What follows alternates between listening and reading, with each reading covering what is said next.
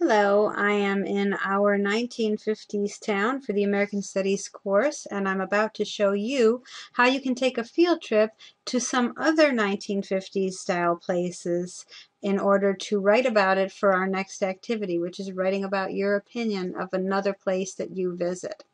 So before we begin, be sure to get rid of that big old destination bar if you haven't already by just Xing out of it. You may want your camera controls up. Again, that's a button down at the bottom. And you will probably want to set your graphics on low under Me, Preferences, Graphics, and put it on low because you're going to visit some places with a lot of images which will be kind of unbearably slow to load unless you have graphics on lowest.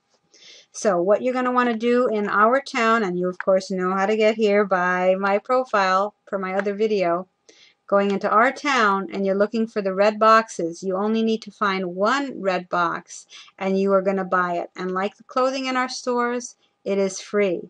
And it contains a bunch of landmarks to other 50s places that other people have made. So right click on any red box and go buy. Just do it once. The landmarks inside will load.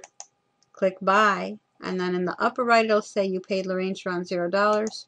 Click OK. So where do they go when you buy something? That's right, inventory. Third icon down on the left. You will find a folder, if you've successfully done that, that says Landmarks to 1950s Places. You can click the little tiny arrow next to it and they will load.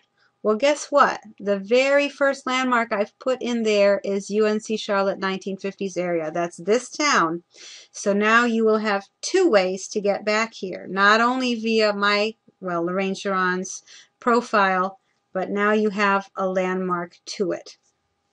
So, and you've got, other landmarks here to other places. And if you read them, it says what it is. So you can see that some are stores, some are cafes or grills, diners. There's a lot of diners. People really like the 50s style diner. But I do have two burlesque places in here because it seems to be a Second Life favorite of the old sort of modest burlesque. They don't really get nude, but they have actual shows sometimes in some of these places. So at most these are moderate rating. At minimum they are PG because that's the lowest level in here. So you can double click any of these. Hellbop is a menswear sort of mall. It's actually got men's and women's fashions. That happens to be general. When in doubt, look up at the top and it'll say whether it's general or moderate. And of course you can close out of that because you know how to find that back in your inventory in that same folder. So this is sort of retro shopping. Some of these places are just 50s. Some of them are like 50s, 60s. Some of them are like 40s and 50s. It's all different. Because again, other people have made these out of their love for retro, and vintage times. You may just want to sit there. Once you double click and get to a place, you may just want to take a moment to let things load. When it's gray, it's still loading, so wait till it's all, not gray anymore, or there's no globs, because sometimes trees start off as globs till, the leaves come in. And then walk around. And keep in mind the questions that we have on the discussion forum about your field trip experience. And you will be answering question 1 and A or B. And there's other people in these places, by the way. Some of them have many other people and some of them may have none or 1 or 2 other people. This one has some freebies. Probably the same capris that I have in our store, but this one's got gestures and jackets and things like that. Again, some of the things may be risque. Just a warning, if you don't want anything risque, you want to pick a place with a G rating up there. A lot of them have similar type stuff to what we have in our place. and some have absolutely different things. One of them is actually a bowling alley, the Bowlerama.